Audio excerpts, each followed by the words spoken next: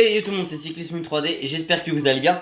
Moi ça va nickel, aujourd'hui on se retrouve pour une toute nouvelle vidéo sur la chaîne YouTube. Et comme vous l'avez vu au titre et miniature, aujourd'hui c'est la suite du tour en temps réel avec la Soudal Quickstep de Remco Evenepoel et Tim Merlier. Au programme aujourd'hui l'étape 15 entre Muret et Carcassonne, 170 km vallonnés. La route de Carcassonne donne souvent raison aux sprinters, mais les 2400 mètres de dénivelé positif en moins de 170 km peuvent aussi inciter les baroudeurs à l'offensif. Le pas du sang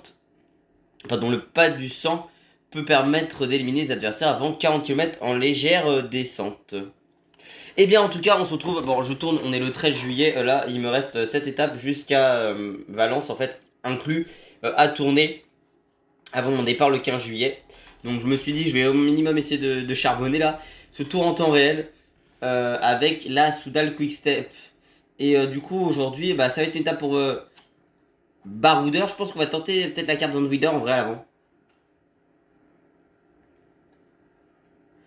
Qui serait pas déconnant du LAN. Mais on va tenter aussi Valentin parce que Valentin, j'ai quand même besoin de l'avoir pour aller chercher des points au classement de la montagne hein, avec Valentin par épinte. Indéniablement. On a besoin de points dans ce classement. Parce qu'on est très loin de Julien Lafilippe. Hein. On a seulement combien 35 points. Julien en a 61. Il va falloir essayer d'aller à l'avant.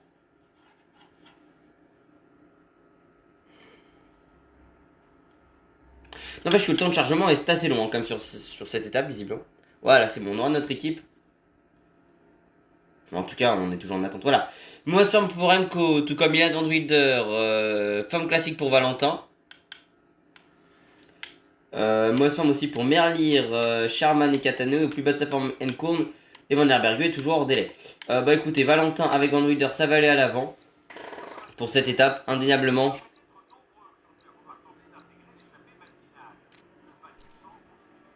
Bonjour à toutes et à tous. Ils devraient être nombreux aujourd'hui à vouloir tenter d'intégrer l'échappée matinale.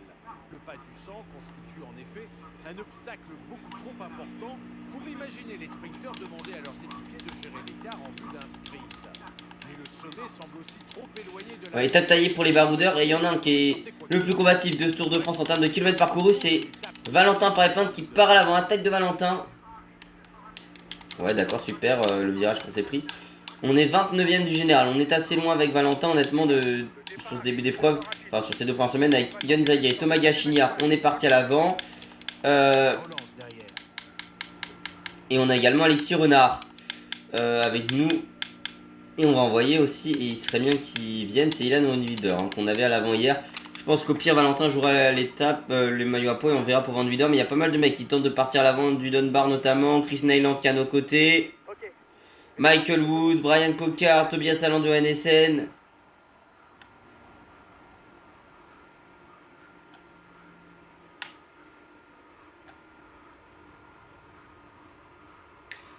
C'est assez solide hein, ce qu'on a pu proposer ici. En tout cas, hein, pour le moment, sur ce tour, forcément, on a 3 victoires d'étape.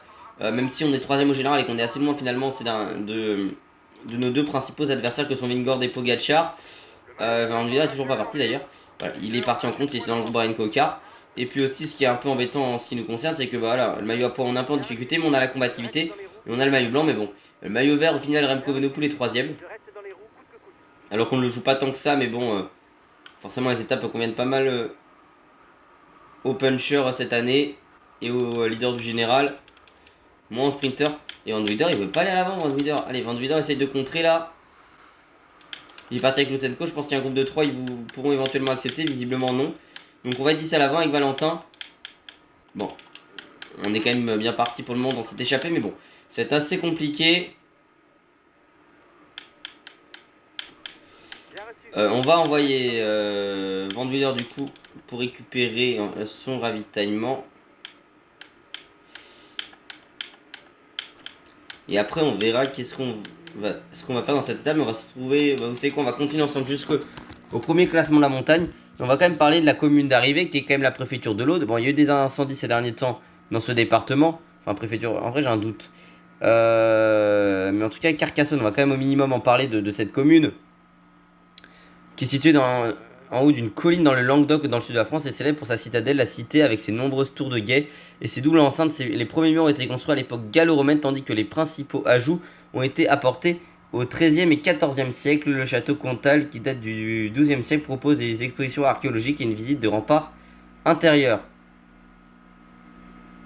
Entre 81 mètres et 250 mètres d'altitude pour Carcassonne, qui est surtout connu, voilà, 46 429 habitants en 2022. Là où Philipsen s'est imposé en 2022 pour sa première victoire sur le tour, Cavendish en 2021. On est de retour dans cette commune. C'est laquelle? C'est Narbonne, la préfecture de l'Aude? Non, c'est Carcassonne.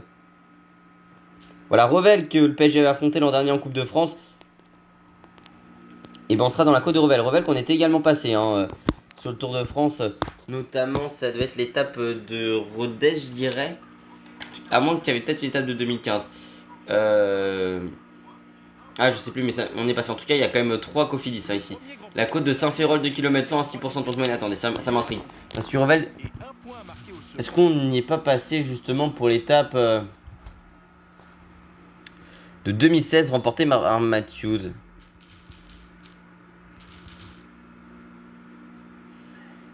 16e étape du Tour de 1969.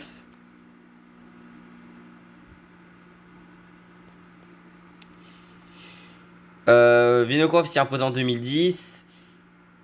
Vingegaard a chuté à Revel sur le Tour cette année. 2015, ils y sont passés, il me semble, 2015. Non, voilà, c'était la... Oui, ça était en dehors de... donc voilà.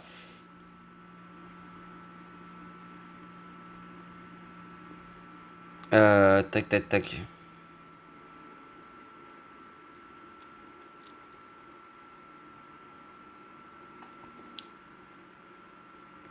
Il me semble en tout cas...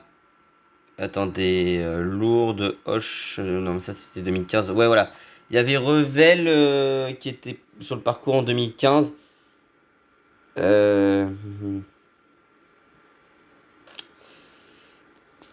Et il y avait aussi du coup l'arrivée de 2010 et 2016. Oui, c'était bien ce que je me disais, c'était départ d'Andorre.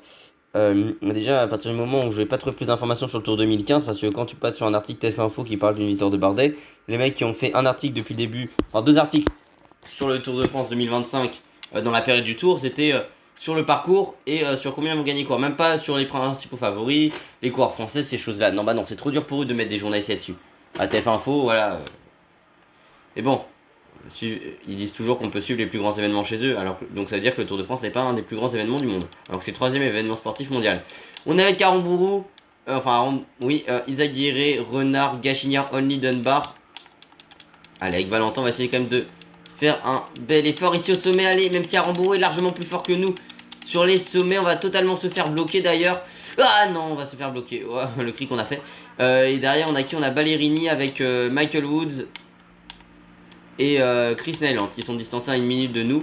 Et vous savez quoi, on va au moins essayer de poursuivre jusque la prochaine difficulté. Et puis TF Info, c'est trop difficile pour eux de mettre... Je sais que c'est un jour d'élection, mais un dimanche, donc l'étape 2 et l'étape 9 l'an dernier, c'est difficile à 17h d'avoir un journaliste dans son service des sports et un journaliste en ligne pour mettre un article qui parle du Tour de France, alors que tu avais le même jour, notamment pour la 2e étape, un match de l'Euro, et bizarrement, ah bah t'arrives à trouver un journaliste pour le faire. Et d'ailleurs je suis même allé remonter. Ce jour-là je me suis dit c'est bizarre pour Vauclin, parce que dans l'après-midi de la victoire de Vauclin en 2024, ils mettent un article concernant une chute qui aurait pu avoir lieu à cause d'un spectateur. Donc en gros tu fais un article sur une chute qui aurait pu avoir lieu mais qui n'a pas eu lieu. Et tu fais aucun article sur une victoire d'étape française. Pas étonnant avec eux. Tout comme celle de Turgis. Ils l'ont fait pour m'aborder. De toute façon, sur les 10 dernières victoires d'étape françaises sur le Tour de France au moment où je tourne, c'est-à-dire le 13 juillet, parce que je ne sais pas ce qui se passera après. Il y en a 5 qu'ils ont montré, mais à chaque fois c'était soit Bardet, Pinot ou Alaphilippe vainqueur. Donc voilà. Donc Nance Peters, Christophe Laporte, Victor Lafay, non. Allez, on va essayer de faire quand même un gros effort ici. Et on va totalement se faire encore une fois avoir. C'est super. On est à l'avant mais on récupère aucun point au classement de la montagne. Alors là les gars c'est top. C'est au top du top, hein. Je vais pas vous mytho. Écoutez, le maillot vert, on a compris qu'avec Merlier ça va être compliqué. Enfin compliqué, on ne l'aura pas. Mais par contre on peut peut-être essayer de faire quelque chose. C'est avec un certain coureur qui se nomme Remco Evenepoel. On va passer avec Remco. Mais par contre aussi ils avaient fait des articles à 16h le jour de la victoire de Vauclin sur Agbenienou, ou 16-17h je crois, et un à 20h. Donc c'est à dire qu'entre temps où il y a la victoire de Vauquelin, t'es pas foutu de faire un article alors que tu aurais pu avoir des journalistes en poche. Tu vas pas me dire que dans une rédaction aussi grande, t'as aucun mec en ligne qui peut te faire un article sur une victoire, enfin dans une rédaction sportive où t'es censé avoir des journalistes en ligne, où je rappelle que sur leur site tu peux te faire ton journal personnalisé. Ils ont personne qui peut te faire un article sur une victoire française sur le Tour de France. C'est compliqué, mais bon, c'est TF1, voilà, on sait que très bien, pour eux, comme je dis toujours, c'est pas de l'information chez eux, mais de la vulgarisation de l'information. Ça serait si si l'information, ça les intéressait. On est quand même très loin avec Remco Evenepoel au passage ici. Hein, on n'arrivera pas à remonter, je vais pas vous mentir là. Il a totalement été distant, enfin il s'est totalement retrouvé assez loin Remco, c'est super. On est à peine au-delà de la 100e place alors que même IRL, enfin je sais pas, t'es pas censé être aussi loin quand tu t'appelles Remco Evenepoel et que tu joues le général. Pour une cassure ici, t'es bien. C'est super les gars, écoutez, on prendra même pas de points avec Remco Evenepoel au maillot vert. C'est une étape qui se déroule super bien pour nous. On va revenir sur Valentin Paré-Pinte. On va se retrouver dans la prochaine ascension. Enfin, on va continuer à être ensemble pour cette étape. Donc nous par contre j'ai donné les bleus à tous mes coéquipiers. Ils ont plus de barre. Hein. Remco c'est dur dans le col le pas du 100, c'est 4 km 400 à 7,3% de pente moyenne. Et vous savez quoi? On va accélérer avec Valentin Paré-Pinte dans cette ascension. Voilà, on va prendre notre jet bleu quand même. En tout cas, une bonne partie. De toute façon, l'échappée n'ira pas au bout. Mais c'est au minimum pour déjà avoir toute une barre rouge entière. Mais surtout prendre la première position de ce groupe et essayer de mettre en difficulté tout le monde. On est 7 ici. C'est un col de le pas du 100. Hein. 4 km 400, 7,3% de pente moyenne. C'est censé plus nous convenir que les précédentes difficultés. On va essayer de récupérer des points au classement de la montagne. Parce qu'on est assez loin dans ce classement, on n'est plus que 6, Gachignard distancé. Parce que si on fait une étape à l'avant et qu'on ne récupère aucun point alors qu'on joue ce classement, c'est quand même un peu con, hein, je vais pas vous mentir. Il est lâché. L'étape est finalement trop dure pour lui. Allez, on lance tout doucement notre effort ici. Après, il y a des virages qui peuvent nous avantager avec Valentin, allez. Et on va enfin récupérer des points, 5 points pour Valentin Paré-Pinte ici. 3 points pour Only, 2 points pour Aris Aguirre et 1 point pour Eddie Dunbar. Le pas du 100 est franchi pour la tête de course. Encore 10 km. Allez, on va essayer de tenter quelque chose ici. Heureusement qu'on a remporté la deuxième étape avec Valentin, ce qui est la première victoire d'étape française sur ce Tour de France en temps réel. À Boulogne-sur-Mer, on s'y est imposé. On a encore récupéré des points. Évidemment, on est à l'avant aujourd'hui, mais bon, c'est des points qui peuvent être importants en fin de course. Hein. Toujours 5 points de récupérer. On revient à 21 points de Julien Lafilippe. Bon, il y aura le Mont Ventoux la semaine prochaine, mais je ne vais pas vous mytho que le Mont Ventoux, vous en doutez bien que c'est un peu compliqué pour une échappée. Ils sont plus que 100 derrière. Hein. Ça roule très fort parce que même Remco est en difficulté. C'est fini pour Merlier. Il est en train de se faire décramponner. C'est très difficile ici, honnêtement. Hein. On est encore 95. C'est un gros rythme qui est mis par la Visma du Lisebike du maillot jaune. Il y a quand même Van Aert hein, qui peut être intéressant.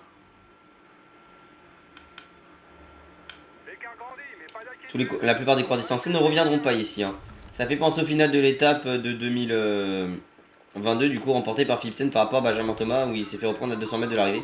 Mais depuis, Benjamin Thomas s'est imposé sur le Giro l'an dernier et a été champion olympique de l'Omnium. Il est quand même devenu champion olympique en Italie. Il a remporté l'étape du Giro, lui, Benjamin Thomas, qui vit en Italie une partie de l'année et qui a une femme italienne. Le jour où la flamme olympique arrive à Marseille pour les JO en France, c'est un Français qui gagne sur le Giro. C'est le 8 mai. Et le 8 août, il me semble que c'est le jour où il remporte sa médaille d'or sur le JO. C'est un symbole assez intéressant, mine de rien. Allez, on est bien positionné ici avec Remco. Je pense que limite dans le final, on peut tenter quelque chose. En tout cas, Valentin qui a mis tout le monde dans le dur ici. Il n'y a plus qu'à Aramburu pour le suivre, mais Aramburu est largement plus rapide que lui. Hein. Va falloir essayer de voir ce que ça peut donner dans le final de cette étape. Honnêtement, c'est un petit peu compliqué. Après, il n'y a que Van Wider et Sherman hein, pour nous accompagner. Je suis même pas sûr que Van Wider passe. On est plus que 60. Après, c'est pas étonnant parce qu'on est en dernière semaine de tour, donc forcément, enfin deuxième semaine, mais on est la dernière étape de la deuxième semaine. Beaucoup d'organismes de coureurs sont fatigués indéniablement. Allez, on va essayer de voir ce que ça peut donner devant pour Valentin. Il va s'employer, Valentin Paré-Pinte, honnêtement, avec Aramburu. Ça lui fait toujours des kilomètres à l'avant, Valentin Paré-Pinte. Hein, 2 minutes d'avance, on n'est plus que 58, ça peut tenter quelque chose. Après, il y aura une portion descendante, mais c'est pas une portion descendante si longue que ça. Hein. On est plus que 43, là forcément quand t'es plus que 40 dans le peloton, ça m'a intrigué. Valentin hein, qui est tout seul à l'avant de la course. Heureusement que j'ai freiné fort avec Remco, parce qu'il avait encore la main sur l'oreillette. Ça va être difficile, hein. Ce final, je vais pas vous mentir. Lipovic a quasiment plus d'énergie, même les Lidl Trek, ça a plus tant d'énergie que ça. Donc Valentin, il est en train de bien résister. Il a plus de bleu, malheureusement, Valentin pour répondre, c'est ça le problème. Arambourou qui va revenir sur lui, ça va revenir très rapidement. Les cars font comme neige au soleil ici avec le peloton. Donc Remco, on a un coup à jouer, je pense, parce qu'on a plus de Philipsen pour le maillot vert qui est là. Le maillot vert, les gars, si on peut aller le chercher, on va pas s'en priver. Hein. On est bien placé, on est à plus de 100 points de Philipsen, mais bon, les gars, on est 3ème. Bon, IRL, ça donne des points aussi. Hein. On est dans les 3 premières positions, au maillot vert et au maillot à poids. Maillot blanc, je sais pas. Voilà, tout le monde est regroupé ici, 23 km de l'arrivée. On est très très bien avec Remco. On tentera dans le final, je pense, honnêtement. C'est la Groupama FDJ qui doit amener ici pour éventuellement Madouas ou Grégoire. Enfin, Madouas, c'est pas celui qui a la meilleure barre, mais enfin, qui est le meilleur en termes de points de vitesse. Mais forcément, du Romain Grégoire, c'est intéressant. Je pense qu'il a réussi à passer quand même. Même si Narvaez n'est plus là, il y a Lenny Martinez qui est présent. Avec Remco Evenepoel, ça pourrait bien. Si on remporte la prochaine étape, éventuellement après la journée de repos, ça pourrait nous donner un bonus de forme, même s'il faut prendre le maillot leader. Ça, c'est un peu embêtant. Il essaye de sortir, attention. La Ineos est présente aussi. Avec Guérin Thomas, avec Aretsman, alors qu'ils avaient Axel Laurence qui était distancé tout à l'heure. Hein. On a encore un groupe d'une cinquantaine. Hein. Il y a encore Van Wilder qui est à nos côtés, Valentin Paré-Pinte. On a seulement 2 coéquipiers qui ont réussi à être encore présents à nos côtés en ce qui concerne Remco Evenepoel. Une petite portion, on peut récupérer du bleu, ça va être important. Hein. Le moins de pixels de barre bleue, le moins de millimètres. Ouais, le moins de millimètres de barre bleue, ça va être important. En fin d'étape, on va prendre la route Kwiatkowski ici qui va sprinter, je pense, pour la Ineos. Kwiatkowski qui est pas sur le tour, hein, je le précise, mais bon, au moment où j'ai dû commencer à tourner le tour en temps réel, il était dans la liste qui était prévue d'Ineos. En tout cas, ce qui était prévu et pressenti sur Pro Cycling Stat. Mais Ineos, ils ont rajouté Watson le dernier jour, notamment. Enfin, mercredi d'ailleurs, Ineos, c'était la dernière équipe à avoir annoncé sa liste de départ sur le prochain tour. Et ça attaque avec Nelson Poles ici dans le final. Et ça va amener soit sur Kato du coup, soit sur Filippo Ganna. Hein. Enfin pour Filippo Ganna que j'ai augmenté à 74 sprint comme Axel Laurence. Du coup il n'y a pas Watson hein, pour la Ineos. Aretsman qui est d'ailleurs transparent sur le tour en IRL au moment où je tourne. Hein. À part peut-être une ou deux fois où on l'a vu distancer, on l'a pas vu. C'est Carlos Rodriguez qui roule pour sa formation. C'est encore des portions en faux plat montant, donc, enfin faux plat descendant, donc c'est pas éventuellement ce qui va le plus nous intéresser ici avec Remco. Ce qui va le plus nous intéresser évidemment, ce sera les derniers kilomètres de plat où on aura notre chance et un coup à tenter avec Remco évidemment, parce que là, il n'y aura pas beaucoup d'équipiers, il y aura peut-être Van Der Poel et Van Aert hein, qui seront encore présents, et encore on n'est qu'un groupe de 50, même s'ils ont des grandes stats physiques les deux, mais j'ai un peu baissé leur stats physiques au final. Hein. Il y a Trentin encore rapide aussi qui est présent ici pour la Tudor. La Philippe évidemment il est là. Oh, on a un train Ineos 6 coureurs hein, pour la Ineos. Ouais bah écoutez on a tous ceux de la Ineos qui restent dans le peloton qui sont là en train de faire leur tempo. C'est assez étonnant. Paulès qui a une dizaine de secondes d'avance. Enfin c'est rare de voir la Ineos comme ça. Les 10 km avant l'arrivée. C'est peut-être un petit peu tôt hein, pour y aller avec Remco Evenepoel. Après il y a quand même pas mal d'enchaînements de virages qui peuvent nous convenir. On reste toujours placé à l'affût avec Remco Evenepoel au cas où on pourrait mettre une attaque. C'est un peu plus difficile pour Nelson Poles devant, qui va bientôt lui manquer de la barre rouge. Carlos Rodriguez, écoutez, c'est pas à moi de rouler derrière lui. C'est à la Ineos pour le moment. Nous, on attaquera un peu plus tard. Là, quand il y aura un virage qu'on va bientôt voir. On va prendre notre gel rouge d'ailleurs, les gars, écoutez. Le turbo gel, on va le prendre maintenant. Poles va être récupéré et dès que... Et vous savez qu'on va contrer maintenant avec Remco Evenepoel, grosse attaque de Remco. Il y a Guillaume Martin qui a pris notre roue. Remco qui est parti, mais il n'y a personne, enfin si tout le monde nous a suivi justement. Allez, on va relancer ici à la sortie du virage, essayer de faire un écart, il y a seulement Martin dans notre roue. Ah il y a peut-être une cassure qui peut avoir lui ici parce qu'on a vu que c'était un peu plus compliqué. Non il n'y aura pas de cassure, on a tenté avec Remco Evenepoel dans le final de cette étape. De toute façon C'est limite la seule chose qui nous restait à tenter avec Remco. Hein. Il y a Simon Yates qui est là, mais Yates, voilà, il va être en détente parce qu'il nous a récupéré.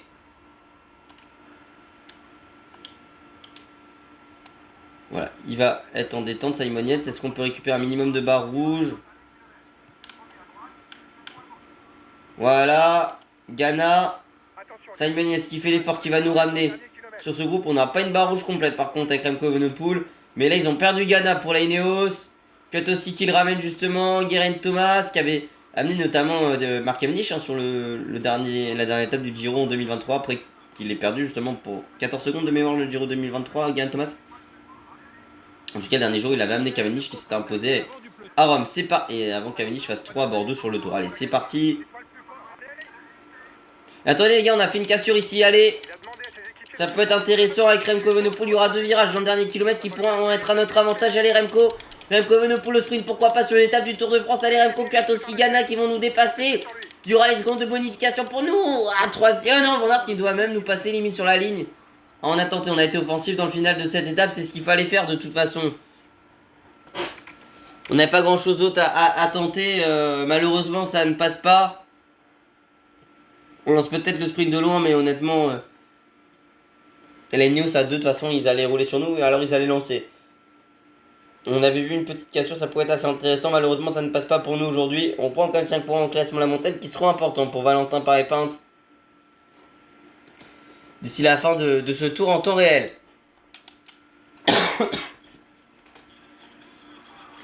Victoire, du coup, de Filippo Ganna. À Carcassonne, et ça c'est un peu plus étonnant. Vingord toujours en jaune, le vert pour Philipsen, mais on prend des points avec Remco. Le maillot blanc pas rouge pour Julien Lafilippe. Et le maillot blanc pour Remco Evenepoel.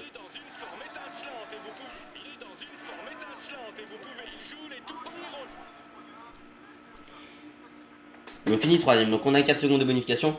Eh bien, c'est Filippo Ganna, italien d'Ineos Grenadier, qui s'impose en 3h47 minutes et 22 secondes avec 10 secondes de bonification pour lui. Du côté du classement général, c'est Jonas Vingegaard, toujours en tête, le Danois de la Visma Leasebach en 54h24 minutes et 2 secondes. Du côté du classement du meilleur grimpeur, 61 points pour Julien Philippe, 47 points pour Remco Evenepoel, bon, 44 pour Vingegaard, 40 pour Paré-Pinte et Pogacar. Du côté du classement du meilleur grimpeur, du classement par points, pardon, c'est Jasper Philipsen avec 265 points pour lui, mais 190 pour Milan, 175 pour Evenepoel, et puis si on regarde, 168 pour... Guermey et quand même 141 pour Pogacar. Du côté du classement des jeunes, c'est toujours Remco Evenepoel qui est en tête en 54h25 minutes et 43 secondes. Et puis du côté du classement par équipe, c'est l'équipe néerlandaise du team Visma Leasebach en 164h 0 minutes et 42 secondes. Et puis du côté du classement de la combativité, c'est Valentin Paré-Pinte avec 762 km pour lui. Il va lui rester 2 échappées qui devra faire pour Valentin Paré-Pinte de 3ème semaine. En tout cas, j'espère que cette vidéo vous a plu. Si c'est le cas, n'oubliez pas de vous abonner, d'activer la cloche de notification, liker, partager, commenter. Venez me rejoindre sur Insta et sur TikTok, c'est Cyclisme 3D. Puis nous on se retrouve pour une nouvelle vidéo très bientôt. C'était Cyclisme 3D, pour tout bien, à la prochaine. Ciao ciao.